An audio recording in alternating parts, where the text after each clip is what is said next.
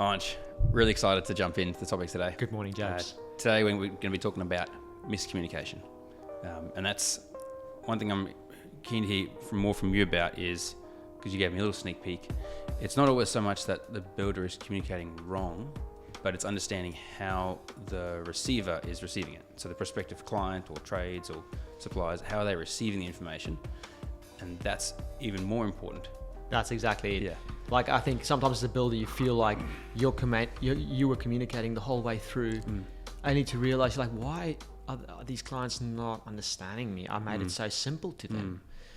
Anyway, I've got a story on that. So Okay. I had an experience. I've had a few mortgage brokers in the past that I've used.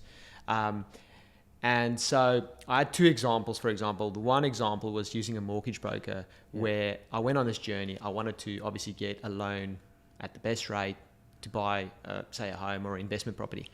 And when we started this whole journey, the whole thing, when I was talking to this mortgage broker, he would mention all these words, financial industry jargon, things that just like pretty much just went over my head. And every time I feel like, man, like I don't understand what's going on. And as we journeyed along this whole journey, started getting things organized for us, once again, there was just the communication was there. I did not understand anything. And every time I would ask him, but it's like, what do you mean? And it's like he couldn't explain it to me. Yeah. So, Or he just ends up saying the same thing again. yeah, the same thing again. And I went through the whole process thinking, man, I don't understand anything. I don't know what's happening. Yeah. I feel what's so the next lost. step? Yeah. And I only realized when I went to the second, this other mortgage broker, out of how many mortgage brokers I've used in the past, this guy was completely different. Started the journey off with him, and instead of just going all this industry jargon, he would explain what does he mean by that. He would bring it to layman's terms. It was almost like he's talking to a kid to try and explain and go, this is why we need to look at LMI and what does LMI mean, and et cetera, et cetera, et cetera. And it's only then that I realized, man, like this whole mortgage broking experience doesn't have to be so hard and so complicated that every time I go through it, I wanted to pull my hair out. And so I realized as we're going along this journey, he would then bring in analogies. Okay, so previously we've had a client also in a similar area to you. And what they did was they looked at like, he would then just tell the whole story around. I'm not going to go into the details now. That's often, I know for the guys listening to this, because we're big on teaching our builders and those listening to this, using and encourage them to use story. Often just telling a story of someone similar to the person in front of you is one of the best and easiest ways to bring in story. Yeah. Would you say so? Or? Yeah, exactly. And it's like he knew there was a complicated word or complicated thing here, and then he would go, cool, I'm talking to, say, Andre and Zali. What do I need to bring in that they're going to relate with from a story perspective and understand what I mean? Because with the painful experience, there were a few times that things got so delayed, and it's mainly from our end. It's our problem because we didn't understand something, so it just kept sitting there. Yeah. And it was then ended up being painful for the mortgage broker too, I can imagine. Yeah. But within this new experience with the mortgage broker, he was actually guiding us through, and when he knew there was something that could potentially delay us, he would bring in a story or an analogy to simplify it for us. Just to dive in deeper to help the listeners understand exactly what is going on perhaps in someone's brain and why story is so important, because there's actually science behind it, a lot of science. Maybe talk more about that, where when you use those two examples where one of the mortgage brokers was able to bring in story to help you relate, understand what the next steps were, make it clear and comprehensible, versus the other person that just used jargons and acronyms and spoke fast and left a huge amount of ambiguity. Jump in, I guess, the science and the studies that have gone into why story is so powerful. There's a book, and I have mentioned this in the podcast before, but there's a book, Thinking Fast and Slow, by a guy called Kahneman, who wrote it in 2002. And it was about, they did a lot of like brain, they did a lot of research on the psychology behind communication and how each person's, if I had to sum it up, we've got two systems in our brain, system 1 and system 2. System 1 is like emotional, quick thinking, quick, you make decisions quick, you go with the flow, it's easy. System 2 is like hard, it's like mentally cognitive. You get all these lists and numbers and things, and your brain almost sits still. It becomes hard to make a decision. So that's the same thing with the two mortgage broker stories that I've just told. The one was like the easy system. That was system one. It was the emotional. I could just go with the flow. And the second one became a system two type of situation. It could have been system one, but with all the acronyms and the hard decisions that we had to make and no guidance and simplifying the thing, it kept me in system two, which means it delays you from just moving with momentum. Talk us more through that system two, the complexity side of things. What is going on there, and just break that down a bit more. So when you think about, and I'll use Apple it just jumped in mind as an example. The way they market, the way they bring out new phones and stuff, it's all just like one word type of lines, and it's like the emotional reason behind why you want this new product. They don't go like other brands that come out with all the list of things, and you just like all the features, and you're just like, what? I don't know what's going on here. And that's the same thing as humans, is that this is just how we are. Like if something becomes too complicated, it's like our minds want to take the easier road of least resistance. So we try and look for something that's easier. Yeah. So how do we relate this back to builders? And that's, I guess, the biggest thing, and that's why we're here this morning. If you think about your journey, when is your client potentially going from a system one thinking, it's easy and stuff, and then suddenly they go to system two? And this can kind of happen throughout the journey. Absolutely. I know one, from my perspective, definitely one would be around selections. A lot of builders, they just hand it over to the client. There's varying degrees. One is, cool, well, you guys go away and make selections, bring it back to me, and we'll build it.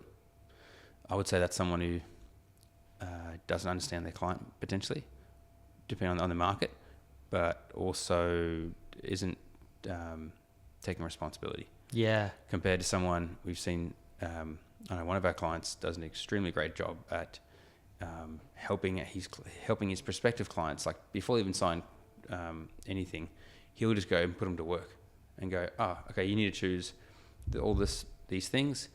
For this one, go visit these two shops. I can organize meetings for you. This. And so, and that'll be like during like preliminary agreement setup. He just gives them homework, and they're just so excited that they go and do it. They're so busy doing it, and it's made so easy for them, and they're busy clients.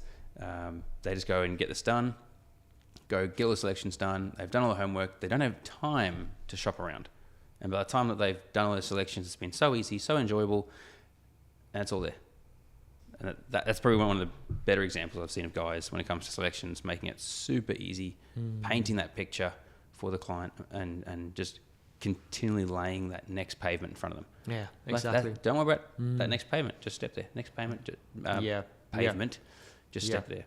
That's it. And it's like you say there, like what I hear there is like, it's almost like you go through your whole process, and then you go like, where are generally the delays? When are clients generally like taking super long, or you get this feeling that something's happening here in the relationship? Well, that's where that's where the opportunity is. So you got to like dive into that. So, and that's like the selections. Yeah. It's such a decisive stage within the process that people can get lost in it. So you as the builder have the opportunity to come in and guide them, but use storytelling to simplify things for them. Yeah, I think often some of the builders get caught up with, especially when they come from a real genuine place, like I want to help my client. They can have whatever they want. I can build it. You just choose, I'll build it. That can create such a nightmare for a client if they've never done it before and it's new to them. There's no boundaries. I don't know where to stop or start. I don't know what's right or wrong. Whereas opposed to if you can, telling a story creates soft boundaries, as opposed to going, you can't go there, you can't choose that, you can't do this. You used to go, well, you tell a story that they will align with and connect with. This is kind of what you've taught me in the past as well, Andre, because when you give that, it gives soft boundaries to go, well, I kind of want that story too, therefore I want to fit inside that storyline essentially, and that storyline has boundaries. The boundaries are, well, anything outside that story is outside, essentially. That's good. If I'm the builder, Andre, and I'm trying to understand now, how do I use this information? Walk me through that, just so that it's even clearer. Yeah. What are some clear takeaways for me to implement? That's a good question, Japes. So if we're looking at the whole builder process, so what a builder can do is look at the last 3 clients, okay, go, where do things normally get delayed through the process, okay, and then also look at where is a shift of information from the builder to your client in that process that sometimes has some industry jargon. If you can then get clear on those specific points, then you're able to go, cool, well, there's the opportunities. That's where I can bring in stories and analogies to communicate in those moments to simplify it for the client. Great. And yeah, that's a good one. It makes it easy. Just looking back, the last 3, where were the delays, and where did maybe you feel as a builder the information didn't totally sink in there? You had to either repeat it or find another way to explain it, or cause delays. Yeah. And that's the thing, like sometimes you think someone understands, but you've always got to go like, you don't know how much this person understands. You've got to really simplify it and dumb it down. Bring it to layman's terms, basically. I think that's very important. I think often we think we're making it simple, but we're not. And if you're living in it all day, it's just faster. It's way more efficient to use jargon, and you making a huge assumptions, you jump straight to the conclusion sometimes. But when you're talking to a client and it's their first time, then, and to a degree, it's their first time doing this kind of project, with you, in most cases, unless it's a repeat client and they're doing the exact same, very similar kind of project. Like you said, dumb it down. But maybe dumbing down is the wrong word, but just simplify it as though you were talking to someone who had absolutely no idea what was going on. One more takeaway on that, James, is you as the business owner or the person at the front catching up with a client for the first time, you've got all these stories and you've got this communication down packed. A big question you've got to ask yourself is, how does that look all the way through with your team? Because they might be really good at what they do.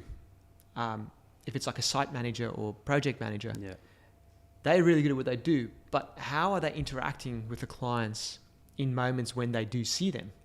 Are they talking industry jargon, like on the site, calling out these things that the client's just like, what? That does not make sense to me. Or are they bringing in a simplified way of communicating, which is using stories? It's just one key thing for builders that is a huge thing to make sure your whole team is obviously on the same page. Yeah, I'm glad you mentioned that. There's 2 examples that come to mind. One is one of our guys in Queensland went away for a week and left, his office team to sort of continually managing the client through, I think it was during the preliminary stages, and came back and the clients were overwhelmed and didn't know what, couldn't make decisions, and he was like, what on earth happened here?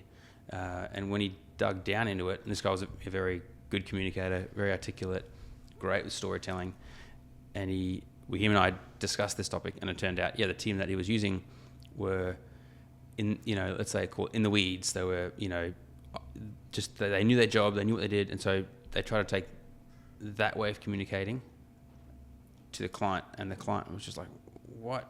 This, Got like overwhelmed in a way. Yeah, so just be wary of that. How does your team communicate? Practice it. Use it at lunchtime as a good opportunity with a team to practice. How would you communicate this to a client? Or if a client had this issue or raised this, how would you go about communicating that or helping them overcome that feeling of being overwhelmed, like this is bigger than Ben-Hur? Because that is a huge cause of delay or closing something off. Another story, a bit different to that, would be one of our builders from down south who was doing a big development in sort of over 50s, and you hear him talk about what he does and you are just blown away and you just want you want in. Like, how can I get involved? This is incredible. Like, you are going to change a generation here. That's the leader. One of the big cruxes of why I came on board with us was when I talked them through what we do and everything, and how we go about doing it, and how important it is to bring your team into what you were doing, so they're all communicating that same language. So that's once we didn't really touch on that today, but that is a big part of our process, making sure that the team is speaking the same language. He heard his, I want to say receptionist or someone in admin that didn't really answer the phone usually. Receptionist was out, so this person picked up the phone, and the person on the other end of the call must have asked, what exactly do you guys do? And she said, we build homes for old people. and this guy was like, that is, I never want to hear us articulate what we do like that, ever, to anyone. I wouldn't even do that behind closed doors.